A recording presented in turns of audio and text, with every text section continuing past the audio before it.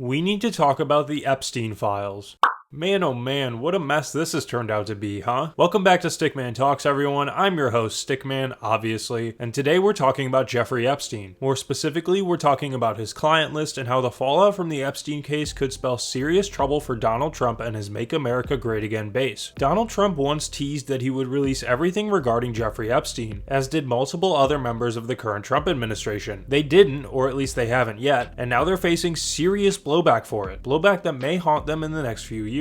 I mean, it's gotten so bad that Trump was literally ratioed on his own social media platform, Truth Social, and the replies to his post were not happy. We'll talk about that more later on in this video though. This isn't just about Jeffrey Epstein and his client list, it's about the bigger picture. Could the Epstein files, or lack thereof, finally be the cause that drives the Make America Great Again movement apart, or will it eventually fade into the background? Before we answer those questions, let's first quickly review who Jeffrey Epstein was and why he matters so much. Why Epstein and these files matter. For anyone who doesn't fully grasp why Epstein's files keep getting brought up every 6 months or so, here's the gist. Jeffrey Epstein wasn't just a sexual predator. He was extremely connected. Rich people, powerful people, CEOs, royalty, politicians, and Hollywood elites. His little black book, his flight logs, his sealed depositions, these are rumored to contain details about who flew where, who stayed where, and who might have done what. And this isn't just a conspiracy theory thing. Names we know for a fact were tied to Epstein include people like Bill Clinton, Prince Andrew, and yes, even Donald Trump. I mean, we've got plenty of pictures too. That's why these files matter. They're not just paperwork. They're potentially evidence of who had proximity to Epstein's crimes, who might have enabled them, and who might have benefited from keeping everything quiet. This isn't just about gossip or conspiracies, it's about accountability. These files are pretty much symbolic of whether or not the most powerful people in the world can get away with things that would destroy the lives of ordinary people without anyone ever facing consequences. The problem is, we don't really know. Some documents have come out through lawsuits and through Ghislaine Maxwell's trial, but the full scope, the big files, those are sealed, sitting with law enforcement, or supposedly sealed. Apparently it depends on who you ask. And the secrecy of it, that's what truly drives people crazy here. Transparency would settle all of this. Transparency would show whether these conspiracy theories have legs or if they're just hot air. But every presidential administration, not just Trump's, has dragged its feet on full disclosure. Even Biden's Department of Justice kept things sealed. That's part of why Trump's base thought he'd be different. That's why they believed him when he said he'd expose it all. Because to them, Trump wasn't just another politician. He was supposed to be the guy who broke the rules, who flipped the script, who pulled back the curtain and said, here's what's really going on. But to a large part of Trump's base, the same people who scream about the Clintons, Obama, and the global elite, this was the big one. This was the proof. This wasn't just another story about the DOJ slow-walking paperwork. This was the entire story. That's why, when Trump teased he'd blow it wide open, people believed him. Because this was supposed to be the thing that no one else would dare touch. Trump's Epstein timeline. Let's now go through this chronologically so everyone can understand just how we got here. Beginning in 2002, when in an interview with New York Magazine, Trump said about Epstein, quote, "Terrific guy. He's a lot of fun to be with. It is even said that he likes beautiful women as much as I do, and many of them are on the younger side. No doubt about it, Jeffrey enjoys his social life." It's safe to say that quote aged like milk. But anyways, fast forward to 2015, Trump is now running for president. He teased here and there that he knew things or had knowledge of people like Bill Clinton's connections to Epstein, but he didn't really ever say he was going to expose the files at this point. We now move forward to 2019, when Epstein is arrested and charged with his crimes. At this point in time, Trump is asked about Epstein again, this time saying, quote, "Well, I knew him like everybody in Palm Beach knew him. I mean, people in Palm Beach knew him. He was a fixture in Palm Beach. I had a falling out with him a long time ago. I don't think I've spoken to him for 15 years. I wasn't a fan." And now we get even closer to the present day. Throughout Trump's re-election campaign, and even in the early days of Trump's presidency, multiple members of Trump's administration, including Trump himself, made various claims about declassifying the Epstein files. Don't believe me? Let's take a minute to watch this compilation of said claims, which was put together by NBC, so thank you to them for that. Here we go. Please do not let that story go. Who has Jeffrey Epstein's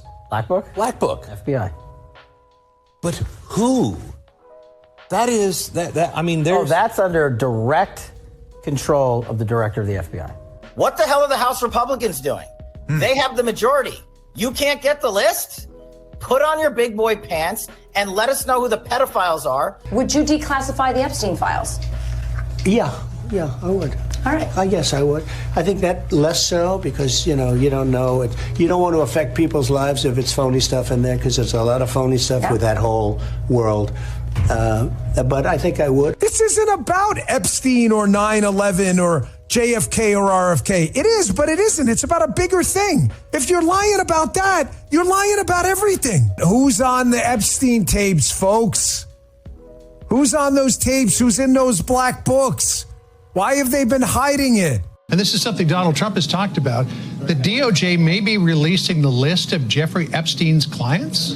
Will that really happen? It's sitting on my desk right now to review. That's been a directive by President Trump. Everything's going to come out to the public. The public has a right to know. Americans have a right to know. Okay, let's walk through these claims one by one now, as well as who these people are in case you don't recognize them. First up, Dan Bongino. In the clips you just saw, Bongino pleads to his podcast viewers to not let the Epstein story go and to hold people accountable. He was also a huge promoter of the theory that Epstein didn't kill himself in his jail cell when he was found dead in 2019. Well, Bongino is now the deputy director of the FBI, and he was appointed by President Trump. In a recent interview with Fox News, Bongino went on the record to say, quote, "He killed himself. I've seen the whole file. He killed himself." Then there's Kash Patel. Patel was the guy in that compilation saying that the Epstein files were under direct control of the FBI and that they can determine when to release them. Well, Patel is now the literal director of the FBI, as appointed by President Trump. What has he done to get these files released? It doesn't seem like much. We're going to skip over Trump for now since you obviously all know him, but you also listened to him claim that he would probably declassify the files. Granted, he did say there was potentially a lot of phony stuff in there, so who knows what he meant by that. But let's move to Pam Bondi for now. Bondi is Trump's current US Attorney General and was the woman at the end of that compilation who you heard claim that the Epstein files were on her desk for review and that declassifying the files was a directive from Trump. She also said that everything was going to come out to the public. Around the time that she was making these comments, the White House invited a bunch of right-wing commentators and influencers to reveal phase 1 of the Epstein files. They gave them these big binders that supposedly contained info about the files. They posted about stuff that was already publicly known, and then silence. For the next few months, tension began to grow as people began asking questions about where the files were. After all, it was something that was seemingly promised by Bondi and was a key thing that Trump ran on during his campaign. People wanted answers. Then, in early July 2025, the levee broke. The FBI released an official memo claiming that Epstein committed suicide in his jail cell, that he had no client list whatsoever, and that Epstein never blackmailed prominent individuals. In other words, quite the 180 from what some of Trump's supporters might have been expecting, and maybe even a 180 for Bongino and Patel, who often promoted the theory before obtaining prominent positions in the FBI. So obviously, backlash got pretty bad. It got so bad, in fact, that Trump took to Truth Social to defend his administration, writing, quote, "What's been going on with my boys and in some cases gals? They're all going after Attorney General Pam Bondi, who is doing a fantastic job. We're on one team, MAGA, and I don't like what's happening. We have a perfect administration, the talk of the world, and selfish people are trying to hurt it. All over a guy who never dies, Jeffrey Epstein. For years, it's Epstein, over and over again. Why are we giving publicity to files written by Obama, crooked Hillary, Comey, Brennan, and the losers and criminals of the Biden administration who conned the world with the Russia hoax, 51 intelligence agents, the laptop from hell, and more? They created the Epstein files just like they created the fake Hillary Clinton Christopher Steele dossier that they used on me, and now my so-called friends are playing right into their hands." He goes on to write more about how the 2020 election was stolen, that he saved the country. You get the idea. To no one's surprise, that didn't help the situation at all. This was actually the post that he got ratioed on, and so many of his supporters seemed very unhappy with him. Instead of going back and rethinking his strategy though, Trump decided to double down. According to AP News, Trump wrote, quote, "Their new scam is what we will forever call the Jeffrey Epstein hoax, and my past supporters have bought into this BS. Hook, line, and sinker. They haven't learned their lesson and probably never will, even after being conned by the lunatic left for 8 long years." He continued on, writing, quote, "Let these weaklings continue forward and do the Democrats' work. Don't even think about talking of our incredible and unprecedented success because I don't want their support anymore." Okay then, so that's where we stand as of now. Democrats are currently pushing for the files to be released, but Republicans in the House have repeatedly blocked measures to actually release the files, with the latest update being that House Speaker Mike Johnson is now shutting down the House until September so that votes on the files cannot continue. Could Trump's Make America Great Again fan base really be fractured from this though? After all, it seems to have survived a lot. Does it really even matter given that he's already secured the White House? Let's discuss a bit more. Why this could blow up on Trump. To be honest, this is a poorly named section because it already is blowing up on Trump. My bad on that. Jumping right into it though, two of the most publicly well-known Trump supporters who no doubt played a role in getting him reelected in 2024, Joe Rogan and Elon Musk, have both called out the Trump administration about their handling of the Epstein files. Elon himself even went as far as to tweet that Trump was in the Epstein files, which he later deleted and apologized for. However, Musk has still continued to call for transparency within the administration. Rogan, meanwhile, recently said this on one of his podcasts. No one knows nothing. And today, they just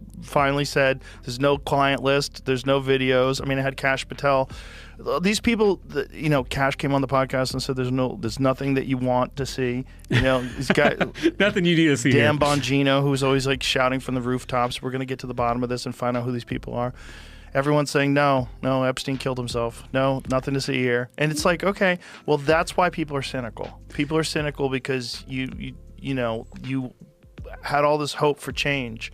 And then you realize, like, oh, the same people that are pulling the strings are still pulling the strings. Now, look, I'm not going to sit here and pretend like I agree with Rogan about everything, but he does make a good point here about cynicism within Trump's base because of this whole Epstein thing. That's practically what I've been talking about for the past 10 minutes. Trump's whole persona for years and years was built on the idea that he was the guy who told the hard truths, exposed corruption, and broke norms. If you ask some of his base why they backed him, they'd probably say it's because he fights the deep state and because he's the only one willing to air dirty laundry. He and his administration promised to do that with Epstein. They have had the power to do so. They haven't yet, aside from Trump recently ordering to unseal Epstein's grand jury testimony, which simply isn't enough. So, like I mentioned, some of Trump's supporters are fed up with this, and the longer it goes on, the longer this pot simmers. Even people like Tucker Carlson are beginning to turn on Trump and his administration because of this, with Carlson saying at a recent Turning Point USA event, quote, "And I think that's really at the heart of why the Epstein thing is so distressing. The fact that the US government, the one that I voted for, refused to take my question seriously and instead said, 'Case closed, shut up, conspiracy theorists,' was too much for me, and I don't think the rest of us should be satisfied with that. And the longer this goes on, the closer it comes to becoming a factor in the upcoming midterm elections and beyond. Why this matters for 2026 and beyond. Let's start with a simple question. Does all of this Epstein stuff mean that Trump is going to lose his entire base of his most loyal followers overnight? No, of course not. It was never going to be that way. However, this doesn't mean this won't potentially have an impact on midterms. This whole situation has become the perfect ammo for Democrats to use against Republicans, and to be fair, they are starting to use it, as more and more of them are putting pressure on Republicans to release the files. Ethics aside for a second about using the case of a prominent sex offender for political gain, Democrats can easily frame this as Trump and the Republican Party protecting the elites, rather than exposing them like they said they would. You may think that angle won't swing a lot of voters, but it could definitely swing a few, especially with Elon Musk's Weird America Party potentially coming into play. Even if it only peels away 3 to 5% of MAGA voters, that's enough to flip tight races in the Senate, the House, and even in swing states if this somehow still matters in 2028. I imagine we'll see a ton of change before then, but who knows at this point. And if Trump's base begins noticing cracks in the foundation, that's dangerous for someone who, up until this point, has built their entire image on being invincible. Of course, this could all be prevented if the Trump administration released the full version of the Epstein files, if they even exist. But the possibility that we'll ever get to that point is unlikely in my opinion, and even if we did, who's to say we could trust what's in them? That's a conversation for another day though. For now, we'll just have to wait and see what happens next. That's all I've got for today's video. If you enjoyed or learned something new, please feel free to like and subscribe. More videos coming soon. Additionally, if you want to learn more about anything I talked about today, feel free to check out my sources in the description down below. I promise they'll be worth it. Thank you so much for watching and for your continued support. I really appreciate it. Hope I see you next time. Take care.